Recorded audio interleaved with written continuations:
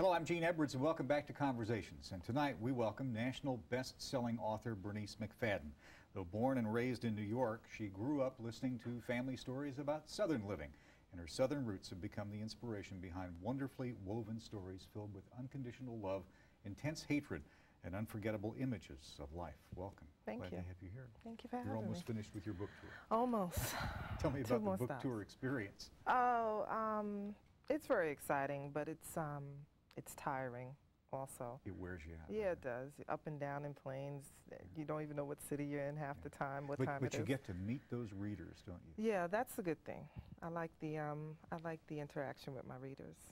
And are you finding that readers are more and more passionate about your characters?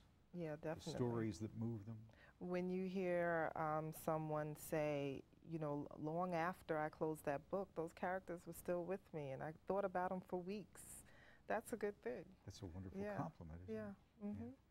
Well, I want to talk about some of those haunting characters in a minute, but those readers of yours have inspired you to do a sequel, you told me. I want to hear that story, because Sugar was a tremendously popular book. A lot of people caught, or you caught a lot of people's eye with it. And what has happened? Well, you know, it got it actually had a quick start. It hit the ground running, actually. Went to print twice before it even hit the bookshelves. And then, you know, it picked up intensity, and over the summer it picked up again. And I started getting all these emails from people saying, you have to write a sequel, you have to write a sequel, you can't end it this way. Which, of course, you didn't want to do. No, I didn't. I had started working on something else, and the characters just started showing up. So I just, like you said, I surrendered, and I started working on the sequel, which is what I'm working on now. Is that the way it works for you, though? Do the characters just show up? I'm always interested in the way writers put things together. Do you do it on note cards? Do you have a plan? Or Don't have a plan. For you, they just appear? They just appear. I may think about a subject I'd like to write about, and then it's like a movie. It just starts. So I don't have an outline. I know a lot of writers work with outlines, and I don't sit down and try to piece my characters together or anything. They're just laid out for me. So you don't know how it's going to end? I don't know.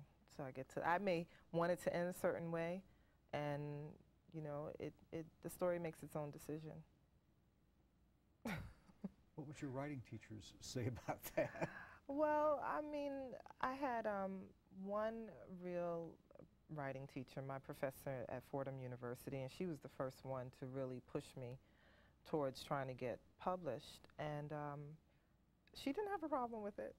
You know, whatever works for you. Because a lot of them like rules. You know, yeah, you can't do that. This is a creative process. You can't do that. And how did you find that it was going to be your life? I always knew it would be. I didn't know when. I used to tell my friends, I guess when I'm 50, I'll finally get published. But it's like something you just know on the inside, and I knew that corporate America wasn't for me. I hated getting up every day going to work. I really hated it. So I just, you know, the universe will do everything in its own time, so I just waited. The universe will take care of itself. And so you waited, and what happened?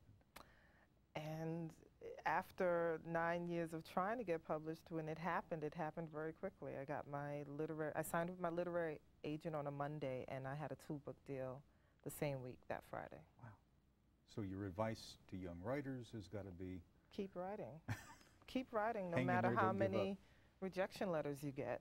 If you know in your heart that this is what you want to do, and you're passionate about it, just keep doing it. Tell me about this book. Where did it come from? Where was The Warmest December born? The Warmest December actually started out as meeting my father at Kalambwani. And Kalambwani is a tiny village in Kenya that I passed through in '93. And I took a picture of an old train stop there,